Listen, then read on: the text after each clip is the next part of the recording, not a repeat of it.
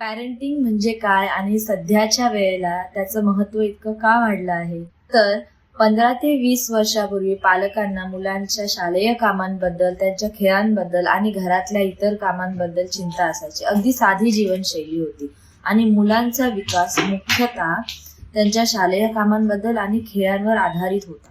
पण आत्ताच्या काळामध्ये पॅरेंटिंग हे खूप बदललं आहे. मुलं इंटरनेटवर, स्मार्टफोनवर, सोशल मीडियावर आणि डिजिटल प्लॅटफॉर्म्सवर जास्त वेळ घालवतात आणि पालकांना मुलांना मार्गदर्शन करणं जितकं महत्त्वाचं ठरलं आहे तितकंच कठीणही होत चाललं आहे. आणि म्हणूनच पालकांना मुलांच्या डिजिटल जीवनावर लक्ष ठेवणे, त्यांना योग्य ती माहिती देणे आणि ते सुरक्षित असावेत यावर विचार करणं भाग पडलं आहे. आत्ता पालकांना कामाच्या आणि घरातल्या जबाबदाऱ्यांचा समतोल साधून मुलांच्या भविष्यातल्या घडामोडींकडे लक्ष ठेवणं हे आव्हानात्मक बनत जात आहे आणि त्यामुळेच पॅरेंटिंग शिकणं हे तितकंच महत्त्वाचं ठरत आहे.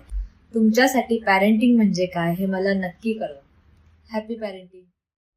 पॅरेंटिंग म्हणजे काय आणि सध्याच्या वेळेला त्याचं महत्त्व इतकं का वाढलं आहे? तर 15 ते 20 वर्षापूर्वी पालकांना मुलांच्या शालेय कामांबद्दल, त्यांच्या खेळांबद्दल आणि घरातल्या इतर कामांबद्दल चिंता असायची. अगदी साधी जीवनशैली होती आणि मुलांचा विकास मुख्यतः त्यांच्या शालेय कामांबद्दल आणि खेळांवर आधारित होता. पण आत्ताच्या काळामध्ये पॅरेंटिंग हे खूप बदललं आहे. मुलं इंटरनेटवर, स्मार्टफोनवर, सोशल मीडियावर आणि डिजिटल प्लॅटफॉर्म्सवर जास्त वेळ घालवतात आणि पालकांना मुलांना मार्गदर्शन करणं जितकं महत्त्वाचं ठरलं आहे तितकंच कठीणही होत चाललं आहे. आणि म्हणूनच पालकांना मुलांच्या डिजिटल जीवनावर लक्ष ठेवणे, त्यांना योग्य ती माहिती देणे आणि ते सुरक्षित असावेत यावर विचार करणं भाग पडलं आहे. आत्ता पालकांना कामाच्या आणि घरातल्या जबाबदाऱ्यांचा समतोल साधून मुलांच्या भविष्यातल्या घडामोडींकडे लक्ष ठेवणं हे आव्हानात्मक बनत जात आहे आणि त्यामुळेच पॅरेंटिंग शिकणं हे तितकंच महत्त्वाचं ठरत आहे.